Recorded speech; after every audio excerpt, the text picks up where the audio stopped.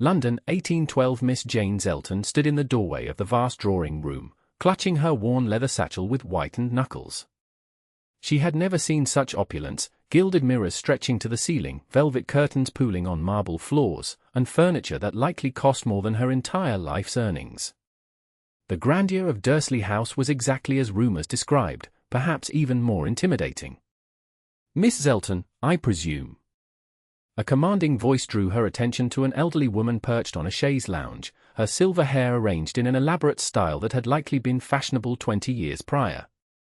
Lady Dursley peered at Jane through a jeweled lorgnette. "You are younger than I expected." Jane curtsied deeply. "Yes, my lady. I am 22. Your references from the Harrington family are quite extraordinary. Though I wonder why you left their employ after 5 years." Jane had rehearsed this answer carefully. "Lord Harrington's youngest daughter married last spring, my lady. My services were no longer required." What she didn't mention was young Lord Harrington's increasing attentions that had made her position untenable. A governess had few protections in a household where she was neither servant nor family. Lady Dursley sniffed. "Very well. You understand your duties will include instructing my granddaughter in all the accomplishments a young lady requires.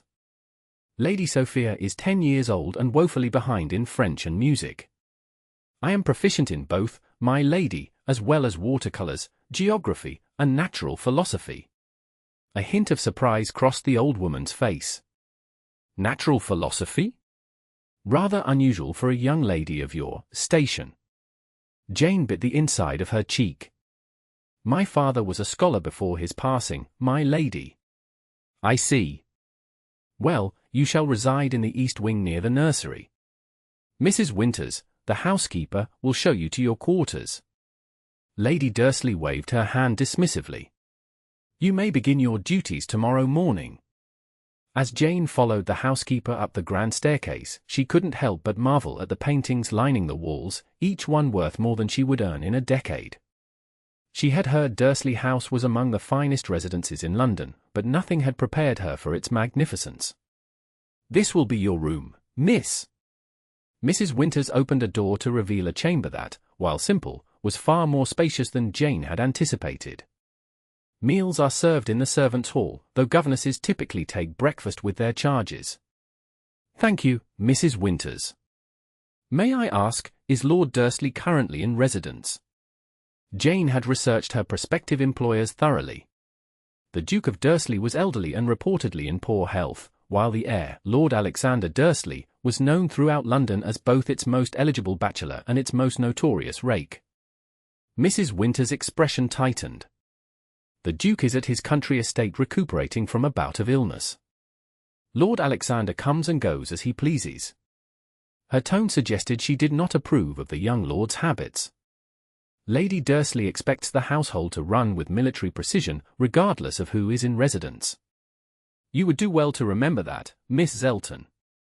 After the housekeeper departed, Jane unpacked her meager belongings, arranging 3 dresses in the wardrobe and placing her books on the bedside table.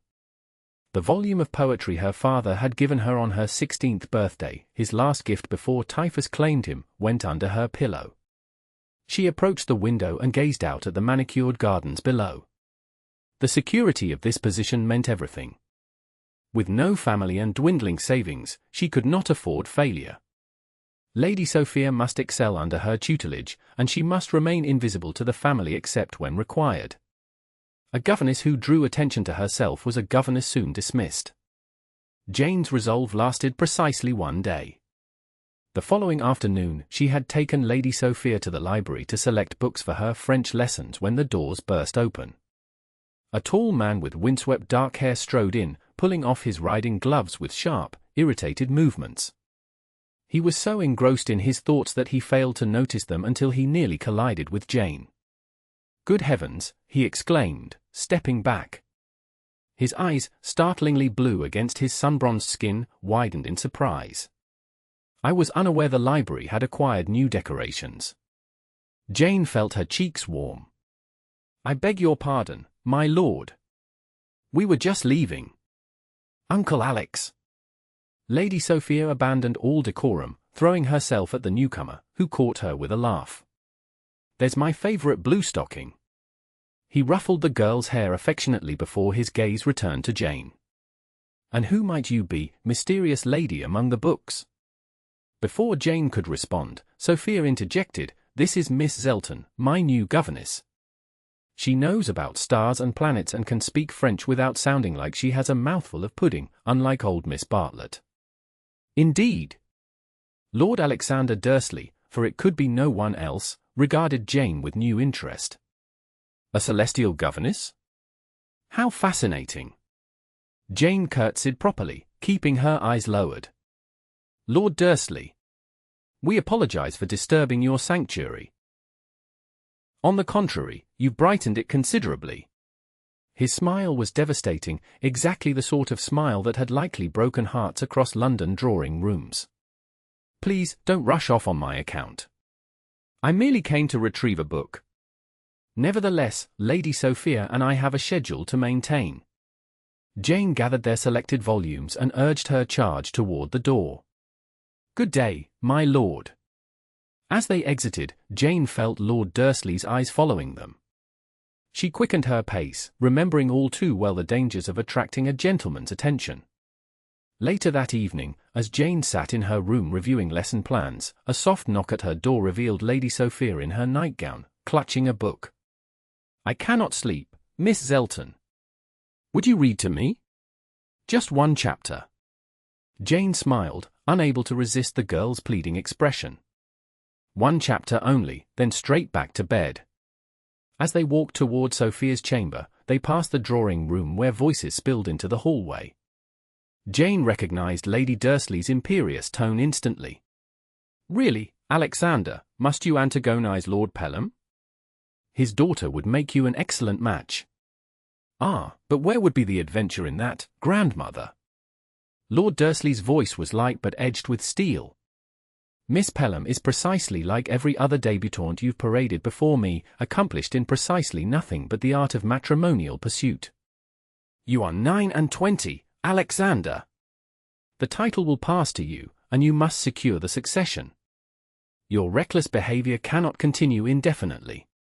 My reckless behavior, as you call it, consists mainly of avoiding the marriage mart you so desperately wish me to shop from. I have no desire for a wife who cannot discuss anything beyond ribbons and gossip." Jane hurried Sophia past the door, but not before catching Lord Dursley's final declaration. "When I marry, if I marry, it shall be to a woman of substance, one with a mind as well as a dowry." The following weeks established a routine. Jane found Lady Sophia to be bright and eager to learn, if somewhat undisciplined. Their mornings were spent on French and arithmetic, afternoons on music and drawing, with walks in the garden when weather permitted. Lord Alexander appeared irregularly, sometimes vanishing for days, only to reappear at odd hours. Jane did her best to avoid him, but their paths crossed with uncomfortable frequency. Once in the library, where she found him asleep over mathematical treatises. Another time in the music room, where he applauded Sophia's halting rendition of a Mozart sonata with genuine enthusiasm. Each encounter left Jane increasingly unsettled. Unlike young Lord Harrington's predatory interest, Lord Alexander's attention seemed more curious. He asked Sophia about her lessons, appeared genuinely interested in Jane's teaching methods, and treated them both with unexpected respect. One rainy afternoon, Jane entered the library to find him examining the globe. "Ah, Miss Zelton." He straightened, his customary smirk softening into something more genuine. "I was just recalling my geography lessons. Far less enjoyable than Sophia's, I suspect." Jane approached cautiously. "Lady Sophia has a natural aptitude. Due to her teacher's skill, no doubt." He spun the globe idly. "I understand you've been educating her on the solar system. Rather progressive for a young lady's education. Knowledge is never wasted, my lord, regardless of gender." He studied her with unexpected intensity. "You speak like someone who has known the value of education firsthand. My father believed women's minds deserving of cultivation." Jane touched the globe, stopping its rotation. He taught mathematics at Cambridge before ill health forced our relocation to Bath. And now his daughter teaches a duke's granddaughter. Lord Alexander moved closer. Life takes unexpected turns. Jane stepped back, maintaining proper distance. Indeed it does. If you'll excuse me, I must prepare for Lady Sophia's music lesson. Of course. He bowed slightly. Though I wonder, Miss Zelton, if you might recommend reading on astronomical subjects. I find my knowledge lacking. The request was so unexpected that Jane momentarily forgot her reservations. Herschel's works are excellent, my lord. And for a more poetic perspective, Fontenelle's Conversations on the Plurality of Worlds. Plurality of worlds? Intriguing. His smile was different now, genuine, without the practiced charm he typically displayed. Thank you, Miss Zelton. I shall seek them out. Jane hurried away, unsettled by the warmth that had bloomed in her chest at his sincere interest. 3 days later, she found a package outside her door, both recommended volumes, newly purchased from Hatchard's, with a simple note, for expanding minds. A.D. Jane knew she should return them immediately. Such gifts were improper between employer and employee. Yet she couldn't bring herself to part with them. Instead, she hid them beneath her mattress, taking them out only late at night when the household slept. The season was in full swing, and Lady Dursley had arranged a small musical evening at Dursley House. Though governesses typically remained invisible during such gatherings, Jane was required to accompany Lady Sophia, who would perform a short piece on the pianoforte. Jane dressed in her best gown, a modest blue muslin that had seen better days but was still presentable. She arranged Sophia's curls and straightened the girl's white satin ribbons. "You look beautiful, Lady Sophia." The child wrinkled her nose. "I hate performing. Everyone stares." "Focus on the music, not the audience," Jane advised, adjusting her own serviceable cap. "Pretend you're playing just for yourself." The drawing room was filled with the cream of London society. Jane guided Sophia to the pianoforte and then retreated to stand unobtrusively near the wall. From this vantage point, she could observe the gathering while remaining properly invisible. Lord Alexander stood surrounded by a cluster of elegantly dressed young ladies, looking magnificent in evening attire.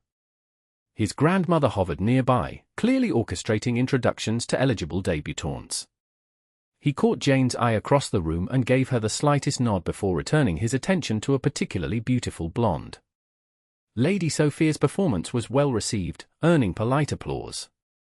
As the girl returned to Jane's side, Lord Alexander broke away from his admirers and approached them. "Splendidly done, Sophia. Mozart himself would approve." He bent to the child's level. "Perhaps next time, a little less terror in your eyes." Sophia giggled. Miss Zelton said to pretend no one was watching. "Sound advice." His gaze shifted to Jane. "Good evening, Miss Zelton. You've worked wonders with our reluctant musician. Lady Sophia has natural talent, my lord." A young woman in an elaborate pink gown approached, her smile fixed firmly on Lord Alexander. "There you are, Lord Dursley. You promised to tell me about your travels in Italy." "Did I?" He looked momentarily trapped.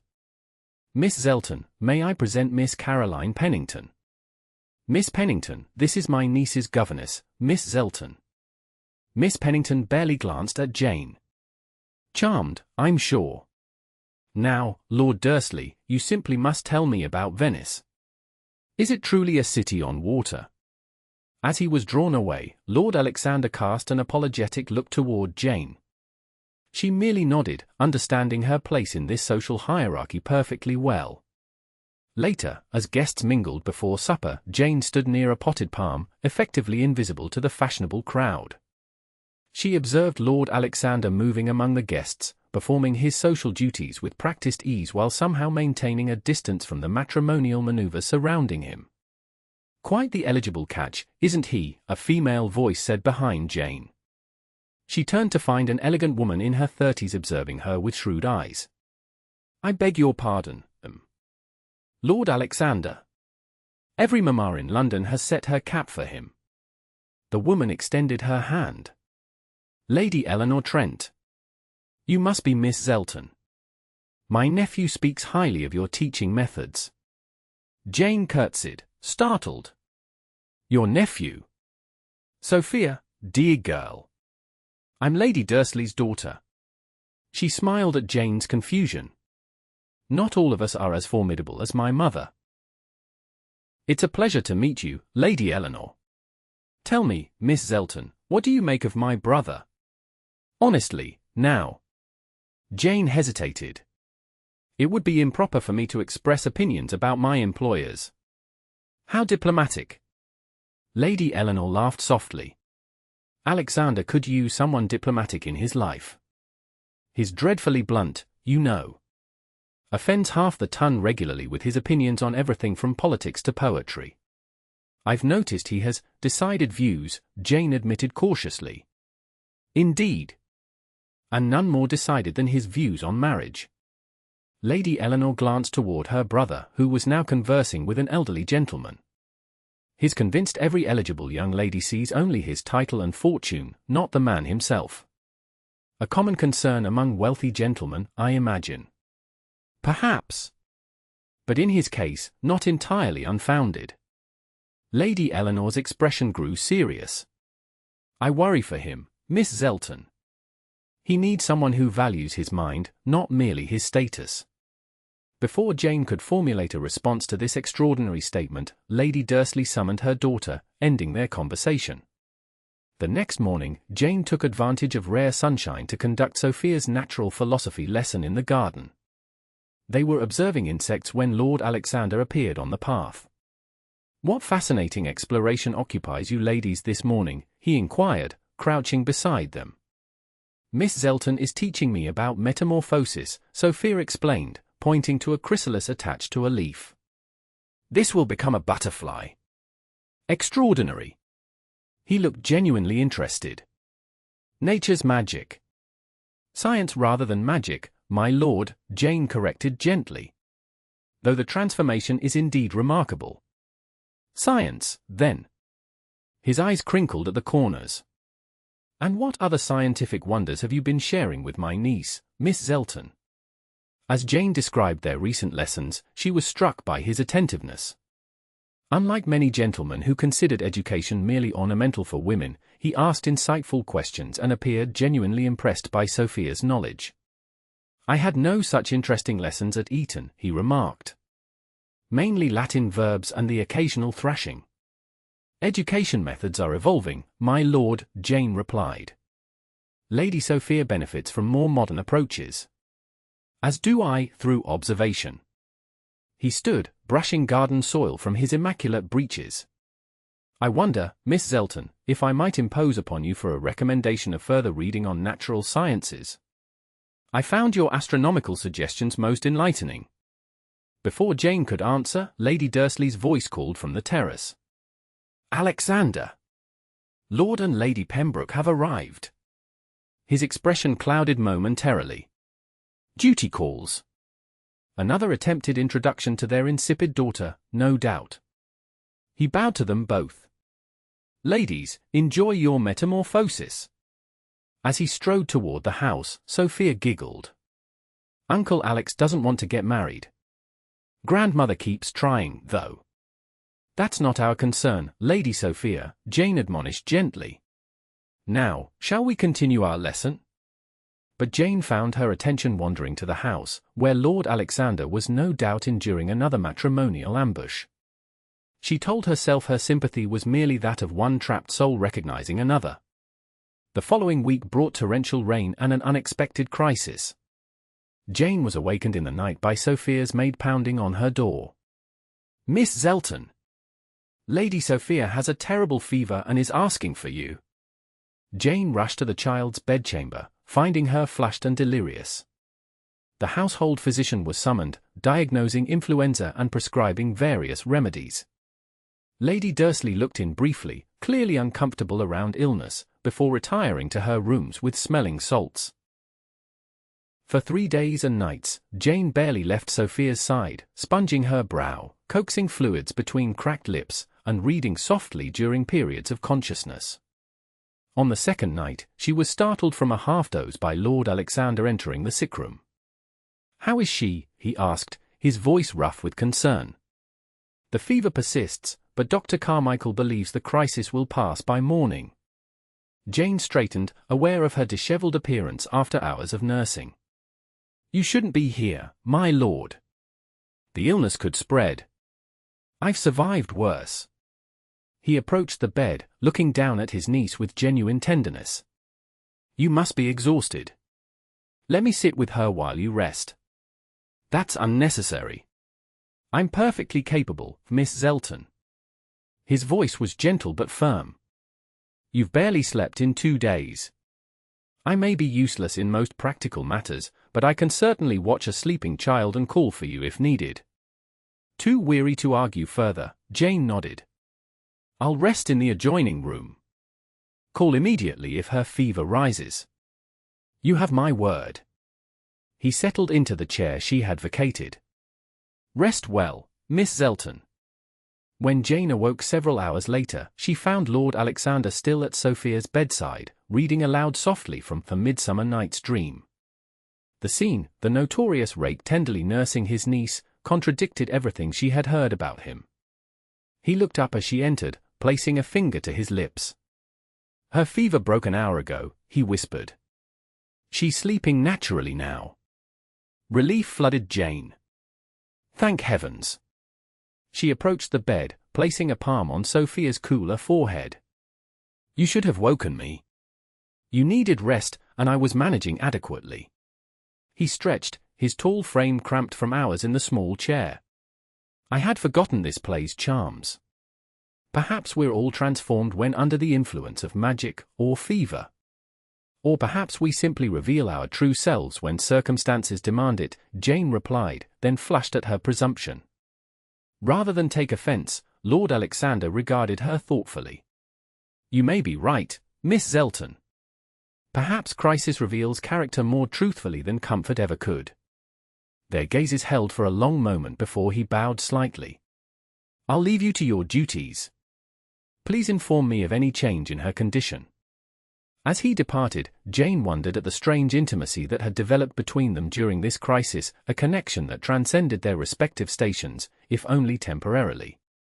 By the following week, Sophia had recovered sufficiently to resume light lessons. Jane was reviewing French verbs with her in the schoolroom when Mrs. Winters appeared at the door. "A letter for you, Miss Zelton."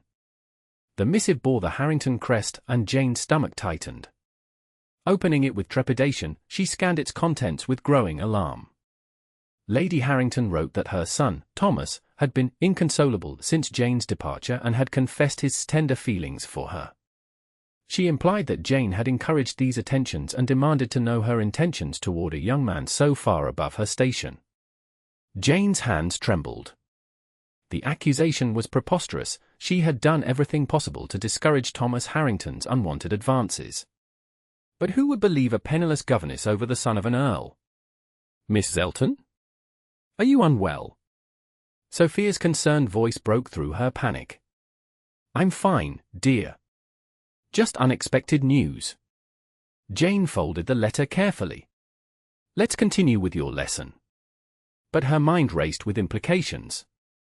If Lady Harrington spread such accusations, Jane's reputation would be ruined.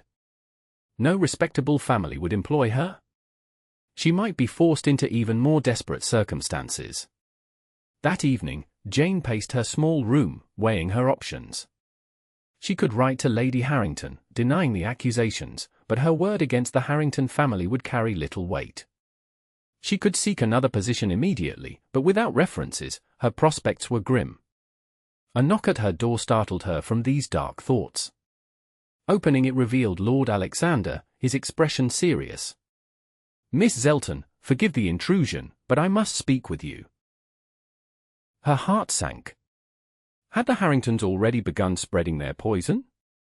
"Of course, my lord." "Is something amiss with Lady Sophia?" "No, she's well." "May I come in?" At her hesitation, he added, "I understand the impropriety, but this matter requires privacy." Jane reluctantly stepped aside, leaving the door ajar for propriety's sake. Lord Alexander remained standing near the entrance, maintaining a respectful distance. "I received a disturbing letter today from Lord Harrington," he began without preamble. "He claims his son formed an attachment to you and implies you encouraged his advances before departing their household." Jane closed her eyes briefly. "I suspected as much. I received a similar letter from Lady Harrington today." "And what is your response to these accusations?" She met his gaze directly. "They are entirely false, my lord. Young Mr. Harrington made unwelcome advances which I consistently rebuffed. I left their employ when his behavior made my position untenable." Lord Alexander studied her face intently. "I believe you." The simple statement, spoken with such certainty, nearly undid her composure. "You do. I've observed you with Sophia for months. You are principal to a fault, Miss Zelton. The notion that you would encourage improper attention from your employer's son is absurd." He ran a hand through his hair. "The question becomes, what is to be done?" "I should tender my resignation," Jane said quietly. "Such rumors, regardless of their veracity, could damage your family's reputation." "Absolutely not." His vehemence surprised her. "I will not allow the Harringtons' vindictive fossards to destroy your livelihood. With respect, my lord, you cannot prevent it. A governess's reputation is her only asset. Once questioned, it cannot be restored." His expression hardened. "Watch me." The next morning, Jane was summoned to Lady Dursley's sitting room, where she found both her ladyship and Lord Alexander waiting. Her heart sank. Clearly, her dismissal was imminent. "Miss Zelton," Lady Dursley began, her tone unusually hesitant. "My grandson has apprised me of the situation regarding the Harrington family. I understand if you wish me to leave immediately, my lady," Jane said with as much dignity as she could muster. "I can be gone by nightfall." "That won't be necessary," Lord Alexander interjected. "In fact, it would be counterproductive to our strategy." "Strategy?" Jane looked between them, confused. Lady Dursley sighed heavily. "Alexander insists that you are innocent of any impropriety and that the Harringtons are attempting to shift blame for their son's inappropriate behavior. He has proposed a solution that I find unorthodox." "Grandmother believes outrageous is a more fitting term," Lord Alexander added with a hint of his usual levity. "Nevertheless, she has agreed." "Agree to what, exactly?" Jane asked, growing increasingly bewildered. Lord Alexander stepped forward. "We will announce that you have been serving as Sophia's governess under my personal recommendation, having been acquainted with your family previously. This will effectively neutralize the Harringtons' insinuations, as they would not dare accuse someone under Dursley protection." Jane stared at him in disbelief. "But that's a fabrication. We had never met before my employment here." "A necessary fiction to protect an innocent party," he countered. "The alternative is to allow your reputation to be destroyed by malicious lies." "It's most irregular," Lady Dursley muttered. "But Alexander was most insistent, and I must admit, Sophia has thrived under your tutelage." Jane felt overwhelmed by their unexpected support. "I don't know what to say." "Say you'll remain as Sophia's governess," Lord Alexander replied simply. "The rest will be handled." True to his word, Lord Alexander set his plan in motion immediately. That evening, at a dinner party hosted by Lady Dursley, he casually mentioned his long-standing acquaintance with the Zelton family, praising Jane's father's academic contributions. Within days, the Harringtons' insinuations lost their potency against the Dursley family's apparent endorsement. Jane was both grateful and uncomfortable with the deception. While it secured her position, it also tied her more closely to Lord Alexander in a way that confused her already complicated feelings toward him. Those feelings became impossible to ignore one afternoon in late spring. Jane was in the library, searching for a volume on Roman history, when Lord Alexander entered. He had been absent from the house for several days, attending to business in the country. Miss Zelton, I hoped I might find you here. He approached, looking unusually serious. I must speak with you on a matter of some importance. Of course, my lord. Jane set aside her book, noting his formal demeanor. My grandmother is hosting a ball next week to mark the end of the season. She has invited several eligible young ladies specifically for my benefit. Jane's heart inexplicably sank. I see. Congratulations, my lord. Congratulations are premature, as I have no intention of offering for any of them. He began pacing, a habit she had noticed emerged when he was troubled. The difficulty is that grandmother has become increasingly insistent that I choose a bride this season. That seems a matter between you and Lady Dursley, my lord. Jane kept her tone carefully neutral. I don't see how I can assist. He stopped pacing and faced her directly. You can assist by understanding why I find myself unable to contemplate marriage to any of the eligible young ladies of the ton. I'm afraid I don't, because none of them are you, Jane. The use of her Christian name, coupled with his declaration, rendered her momentarily speechless. Lord Alexander took advantage of her silence to continue. I know this is utterly improper. I know society would condemn such a misalliance. I know you have every reason to distrust the advances of a man in my position. He ran a hand through his hair. But I can no longer pretend that my feelings for you are anything but profound. Jane found her voice at last. My lord, you cannot be serious. I am your niece's governess. I have no fortune, no connections. I have fortune and connections enough for both of us, he interrupted. What I lack is a companion who values knowledge over gossip, substance over appearance, and integrity over advantage. I find all these qualities in you.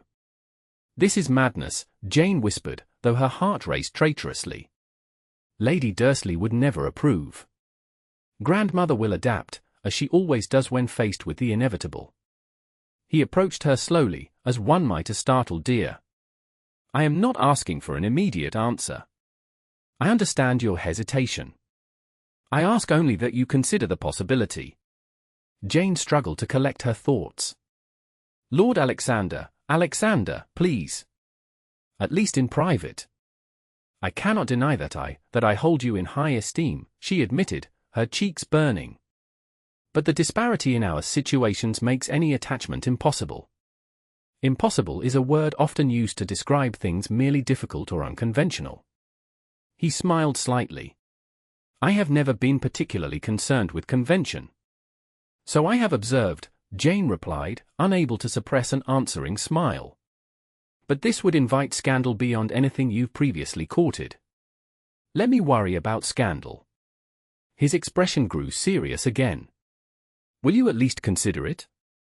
That is all I ask for now. After a moment's hesitation, Jane nodded. I will consider it. His relief was palpable. Thank you. That is more than I dared hope for. As he left the library, Jane sank into a chair, her mind whirling with impossible possibilities. The night of Lady Dursley's ball arrived, and though governesses typically remained invisible during such events, Jane found herself unexpectedly included. Lady Sophia was permitted to observe the beginning of the festivities before her bedtime, and Jane was required to accompany her. They watched from the gallery overlooking the ballroom as London's elite arrived in their finery. Jane pointed out notable figures to Sophia, explaining the intricate social hierarchies on display.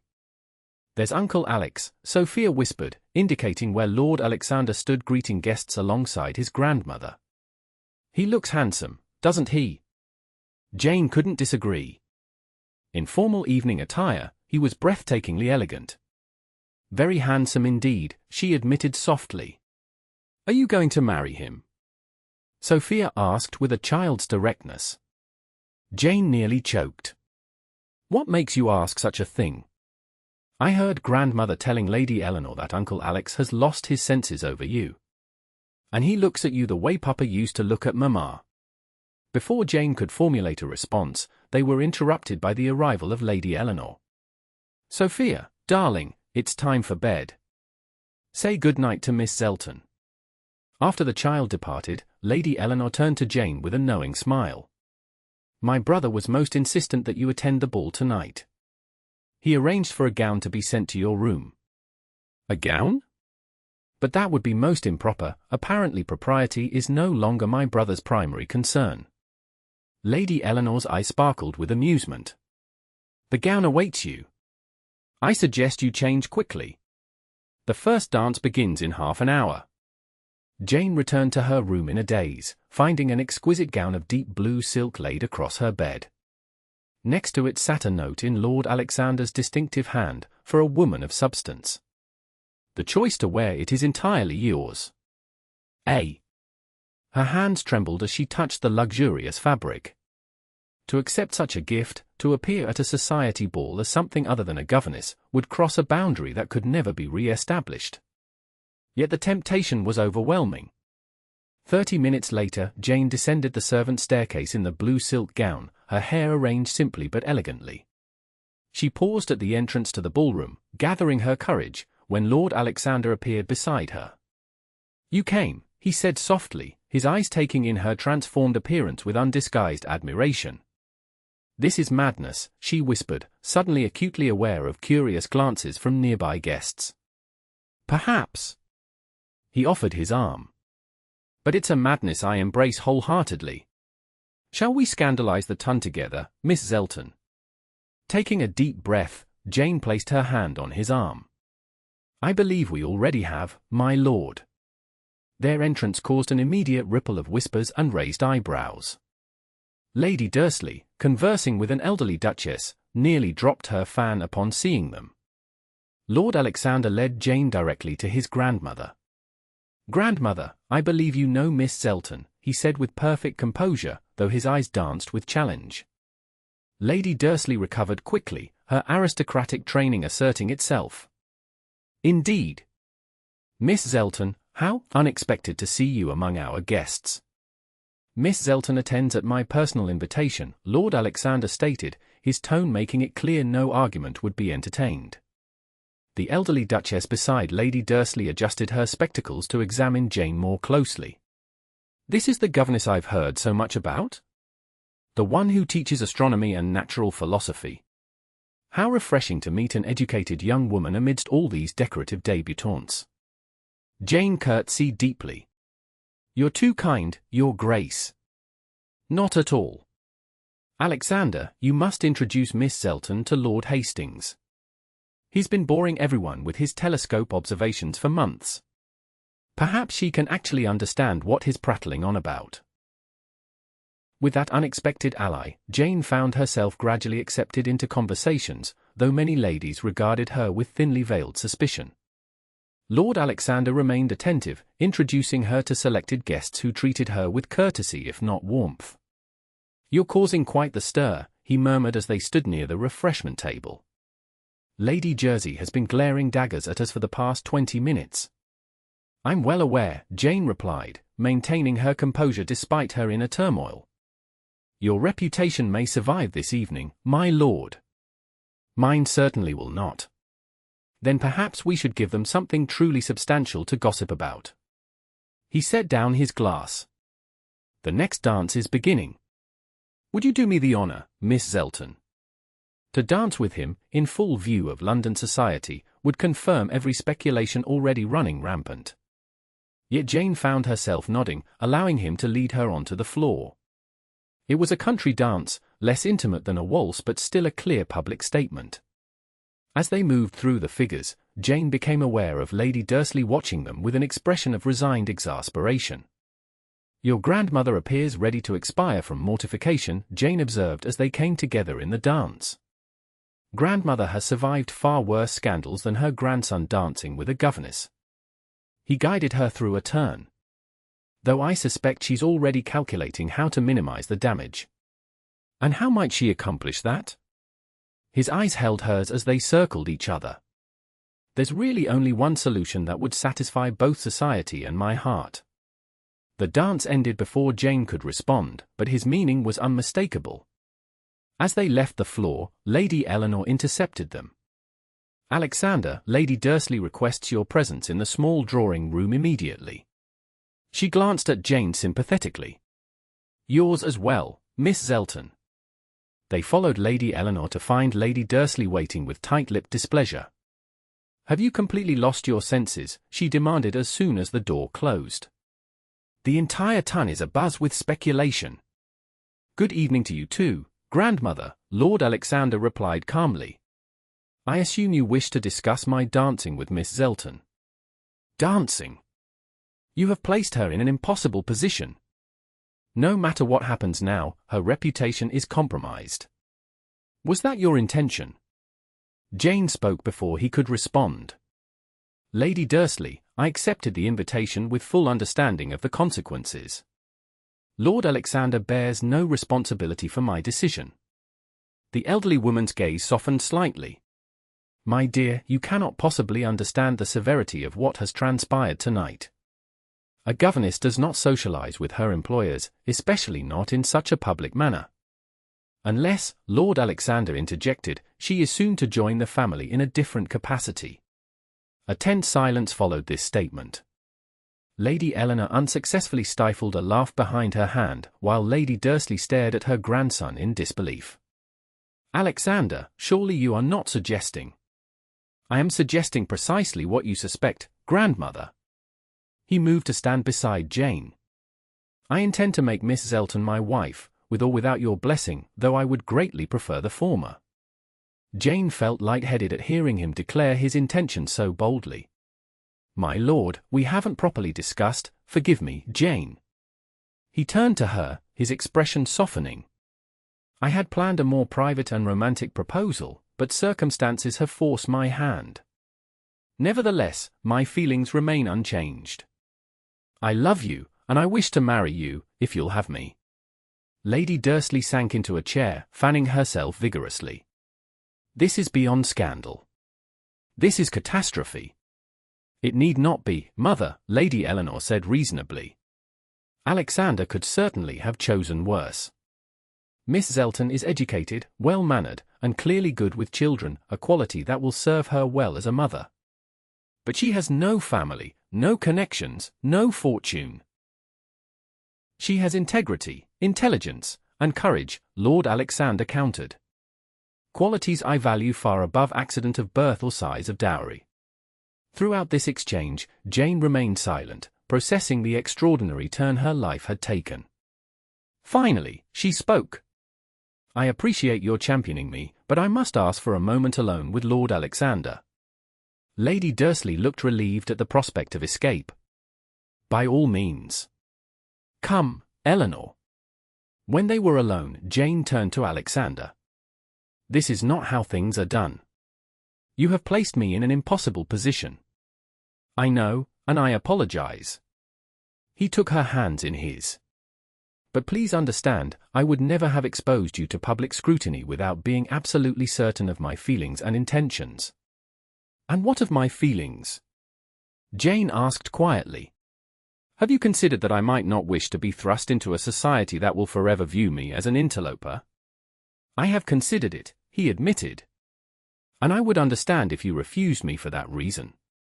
But I also believe you are stronger than you know, and that together we could face whatever disapproval comes our way." Jane studied his face, the face that had become increasingly dear to her over the past months. "You truly believe we could overcome such obstacles?" "I do." His grip on her hands tightened. "Jane Zelton, I have never met anyone like you. Your mind challenges me, your principles humble me, and your courage inspires me.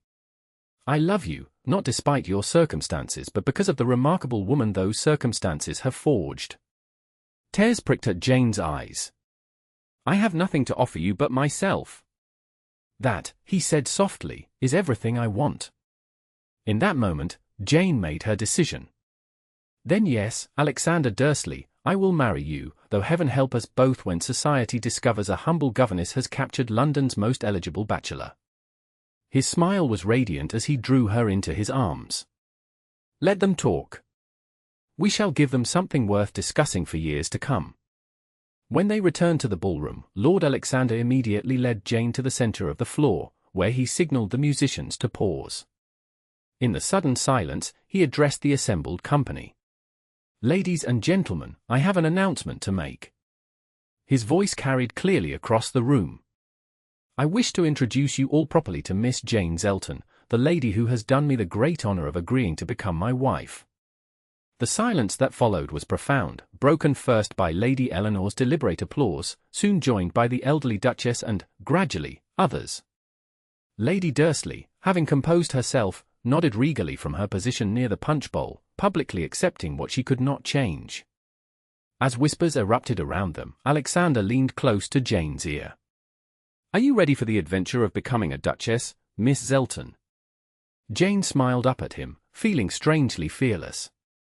"I believe, my lord, that any adventure undertaken in your company will be well worth the journey." And as the orchestra resumed playing and Alexander led her into a waltz, Jane reflected that while society might indeed be stunned by their match, the greatest surprise had been to her own heart, which had somehow found its home in the most unexpected of places.